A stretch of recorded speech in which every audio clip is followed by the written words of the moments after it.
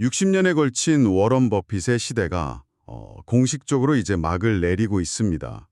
그가 벅쇼에서의 CEO로서 마지막으로 서명한 투자 포트폴리오가 공개됐는데요.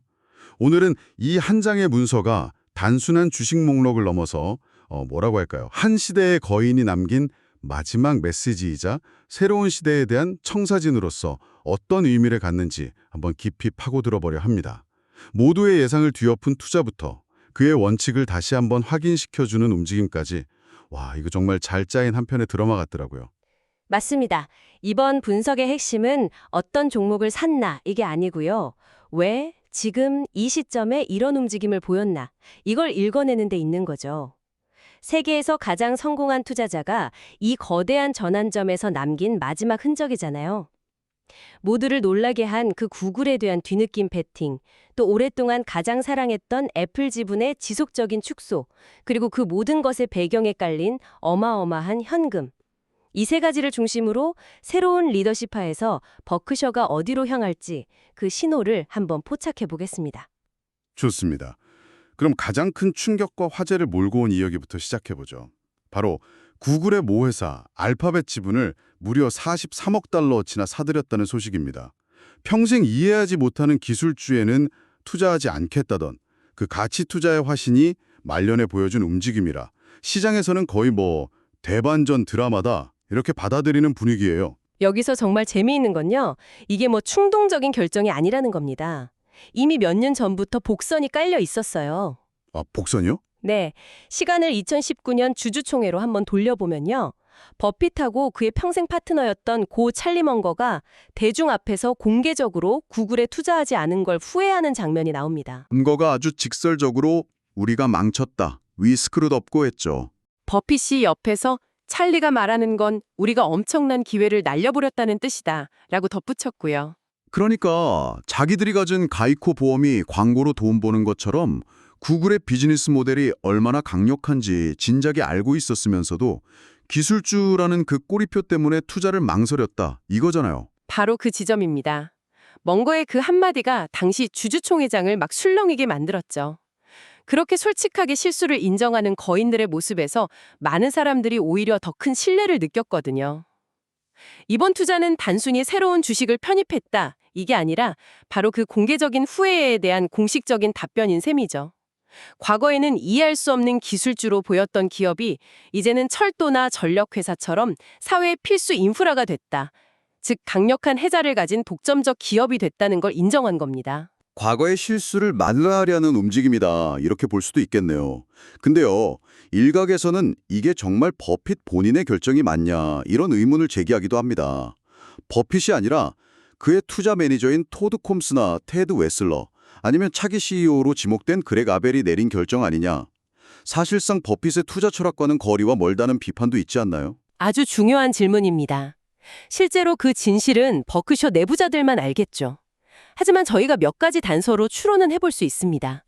일단 43억 달러라는 규모는 투자 매니저들이 단독으로 결정하기에는 상당히 큰 금액이에요. 그렇죠, 크죠. 네, 버핏의 스밀 없이는 불가능했을 가능성이 높습니다. 다만 그 결정의 시작점이 누구였냐는 또 다른 문제죠. 아마도 버핏의 후계자들이 기술 산업의 변화를 브리핑하고 설득했을 가능성이 있고요.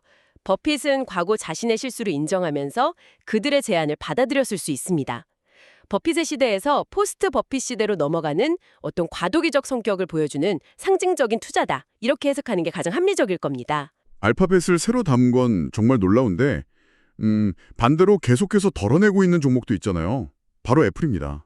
한때 버핏이 내가 가진 최고의 비즈니스라고 극찬했던 그 애플 주식을 계속 판다는 게 참 아이러니해요. 그렇죠. 이번 분기에도 또 팔아서 한때 보유했던 주식의 거의 4분의 3을 매도했습니다. 이것만 보면 버핏이 애플에 대한 생각을 바꿨나? 이렇게 오해하기가 쉽죠. 네, 그렇게 생각할 수 있죠. 근데 여기서 진짜 역설이 발생해요. 그렇게나 많이 팔았는데도 불구하고 애플은 여전히 6,007억 달러 규모로 버크셔 포트폴리오에서 압도적인 1위를 차지하고 있습니다. 그렇군요. 그러니까 이게 애플이 더 이상 매력적이지 않다가 아니라 좋은 것도 너무 많으면 부담이 된다? 이런 의미로 해석해야겠군요. 네, 바로 그 지점의 핵심입니다. 이건 애플에 대한 믿음을 잃었다는 신호가 절대 아니에요. 오히려 초기 투자가 너무나도 성공적이어서 생긴 뭐랄까 행복한 고민인 거죠. 행복한 고민이요? 네, 버핏은 애플을 기업이 아니라 아이폰이라는 강력한 생태계를 가진 소비자 제품 기업으로 보거든요. 예전에 사람들은 두 번째 차를 포기할지언정 아이폰은 포기하지 않을 것이라고 말했을 정도니까요. 그 믿음은 변치 않았지만 애플 주가가 너무 많이 오르면서 전체 포트폴리오에서 차지하는 비중이 막 50%에 육박할 정도로 커져버린 겁니다. 아, 너무 비중이 커졌군요.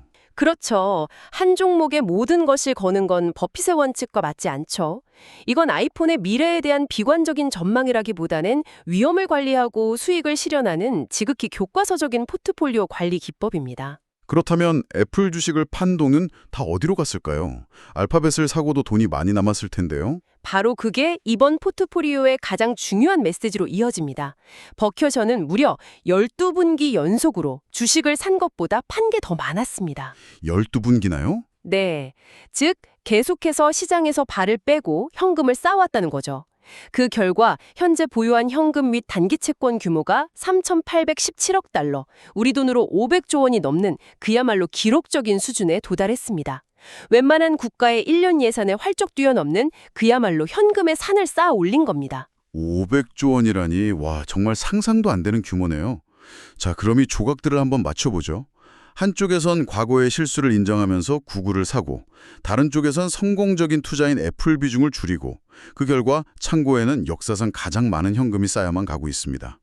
그렉 아벨이라는 새로운 리더에게 이제 막 핸들이 넘어가는 이 시점에서 이 모든 움직임은 대체 무엇을 의미하는 걸까요? 이 모든 것은 포스트 버핏 시대를 위한 철저한 준비 과정이라고 볼 수 있습니다. 전환기에선 거대한 기업의 신중한 행보를 아주 명확하게 보여주는 거죠. 첫째, 이 막대한 현금 보유고는 새로운 리더십에게 엄청난 유연성과 기회를 제공합니다.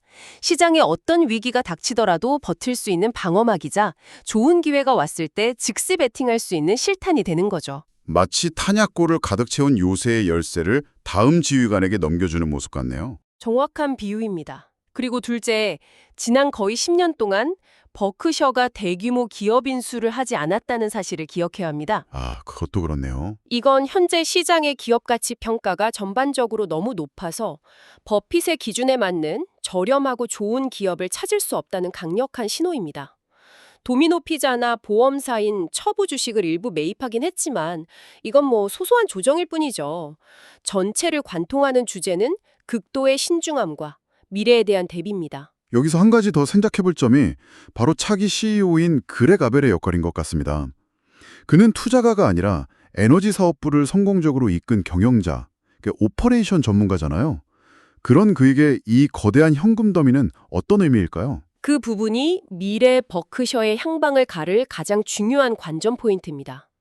버핏과 같은 투자 귀재가 아닌 실물 경제 전문가인 아벨에게 이 현금은 자신이 가장 잘할 수 있는 영역, 즉 좋은 기업을 통째로 사들여서 경영 효율성을 높이는 대규모 M&A를 위한 자금이 될 수 있죠.